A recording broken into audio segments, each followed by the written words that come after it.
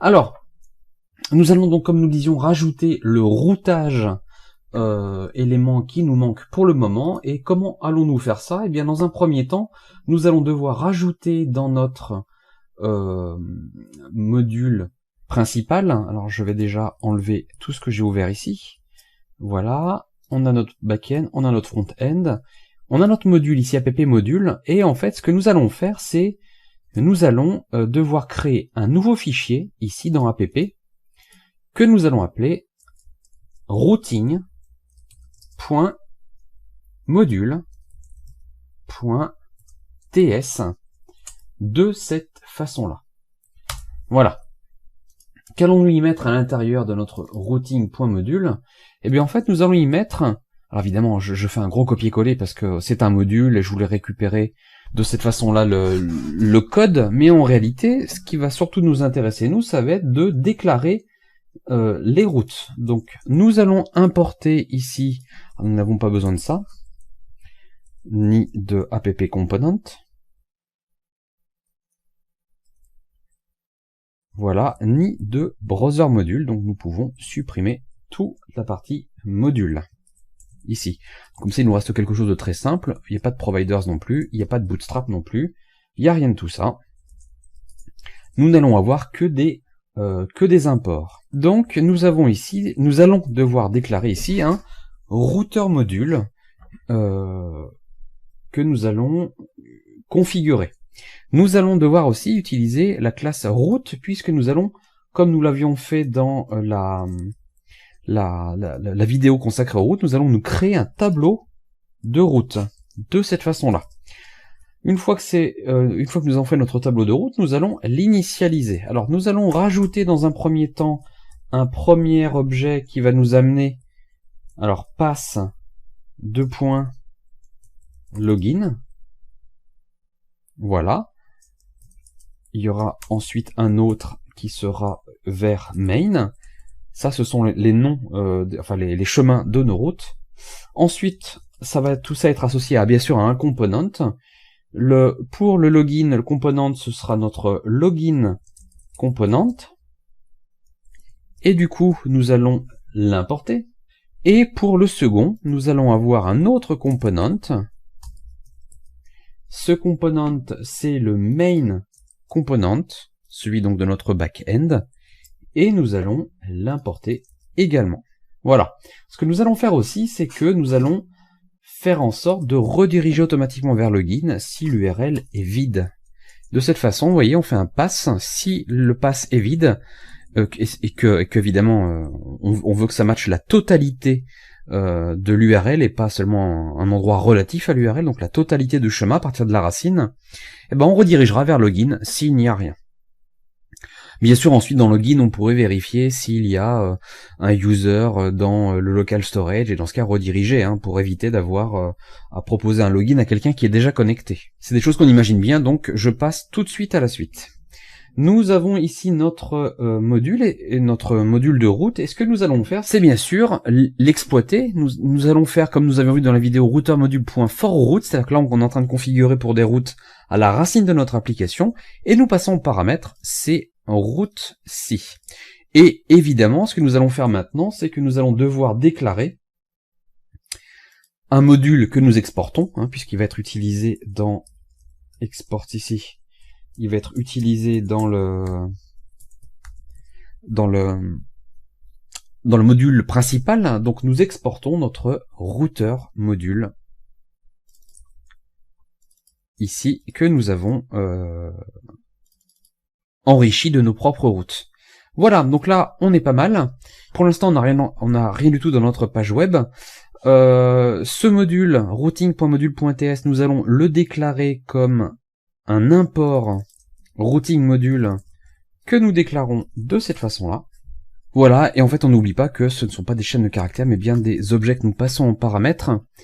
Et on voit bien que tout fonctionne très bien. Alors bien sûr, ça nous renvoie vers le login, mais il n'y a rien à afficher, donc nous allons le faire dès maintenant. Donc notre login component a bien été exécuté, on n'a pas été redirigé vers le login, parce que nous n'avons pas configuré le routeur outlet. Alors, Dans notre page web et surtout dans notre app component.html ici, nous avons cette page-là qui est celle qui s'affiche actuellement et nous allons devoir eh bien en fait supprimer la totalité de tout ça puisque ce que nous voulons faire nous ça va être afficher.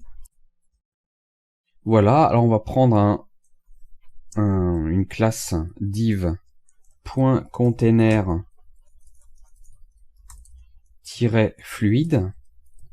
Voilà, de façon à avoir, bah en fait vous l'avez compris, c'est du bootstrap, hein, donc une page qui s'affiche sur la totalité. On va se rajouter une ligne, voilà, div.col-md-8 et 4. C'est-à-dire que nous allons avoir deux parties. La partie ici dans laquelle on va afficher notre affichage principal, routeur à outlet,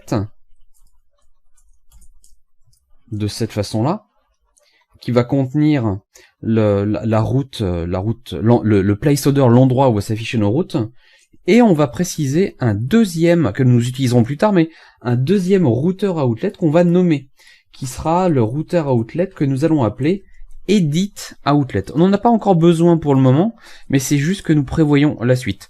En fait, notre formulaire de login va devoir s'exécuter dans ce routeur outlet-ci. Alors, si on regarde le code, on voit qu'il y a quelques petites erreurs.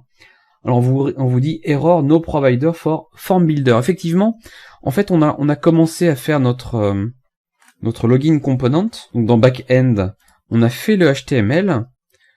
Voilà, mais on n'a pas créé le component proprement, vous voyez le form builder ici. Pourquoi ça fonctionne pas? Tout simplement parce que nous n'avons pas associé le formulaire créé dans le code à notre HTML. C'est tout ce qu'il nous manque en fait, hein. Donc nous allons tout de suite rajouter la propriété form group dans notre balise de formulaire à cet endroit-là. Ça c'est fait. Et ensuite nous allons rajouter eh bien, les deux liens qui nous manquent, c'est-à-dire le premier vers le login et le second vers le password. Voilà, et on n'oublie pas aussi de rajouter dans notre module back-end eh bien les Reactive Forms modules, puisque rappelez-vous, c'est dans un module à part qu'on peut travailler avec les Reactive Forms, et donc il faut les importer. Voilà, et maintenant si vous regardez votre page, on a bien quelque chose qui ressemble à un formulaire. Bon, c'est pas dingue, hein, mais en tout cas ça fait le travail. On a notre admin, on a le mot de passe qui est préseté ici puisque nous l'avons mis dans le login component ici à l'intérieur. Voilà. Donc maintenant ce qu'on va devoir faire, ça va être eh bien le onSubmit. Alors ce qu'on va faire avec le onSubmit avant de faire l'authentification, c'est tester la redirection. C'est-à-dire que ici, on va directement renvoyer vers la page main directement. Comment allons-nous faire ça? Là aussi, on sait déjà le faire, puisque tout ce qu'il faut faire, c'est faire une redirection. On va renvoyer l'utilisateur vers le chemin main. Voilà, donc comment fait-on ça?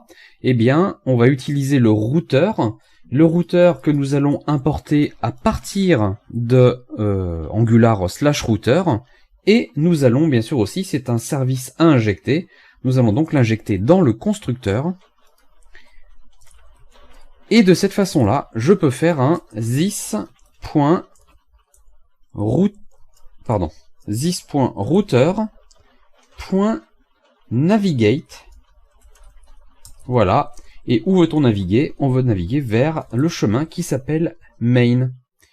De cette façon-là, si je clique maintenant sur connexion, et bien en fait, je vais vers le component main. Alors, ça c'est la bonne nouvelle, c'est qu'on voit bien que tout ça fonctionne très très bien. On a main qui s'affiche bien, sauf que main ne contient rien. Alors maintenant que nous avons vérifié qu'on pouvait naviguer effectivement vers le main, nous allons rajouter la partie authentification.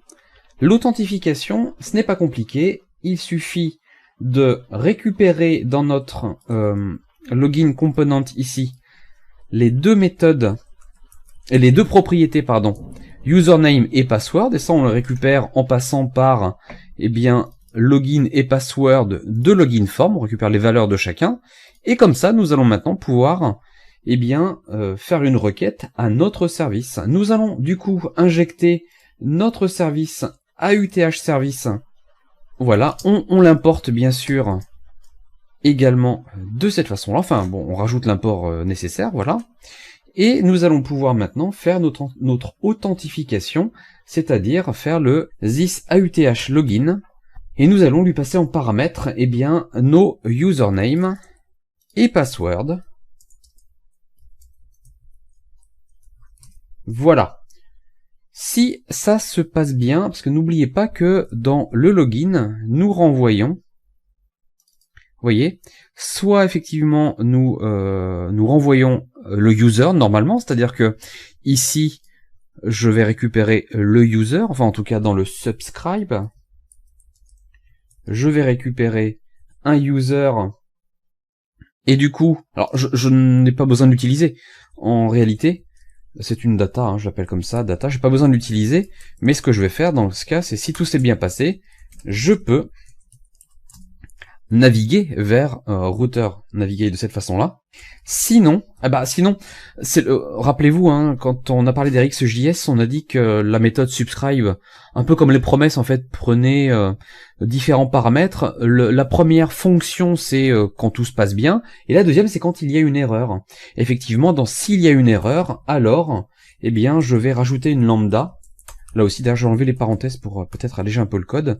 Voilà. Je rajoute une autre lambda, et cette lambda-là va initialiser un message à erreur, à UTH. Voilà, ça ira bien. Alors, en sachant que ce message, effectivement, on aurait pu l'initialiser avant, à vide, de cette façon-là. Voilà. Nous allons ici retourner sur notre formulaire.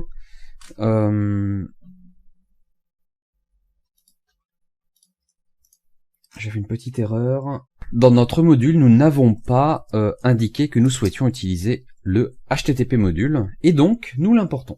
Alors même en règle générale, ce module-là, il est importé beaucoup plus haut. On s'embête pas en général, puisqu'on en a besoin un peu partout du HTTP module. Donc le plus simple, c'est de l'importer le plus haut possible, de cette façon-là.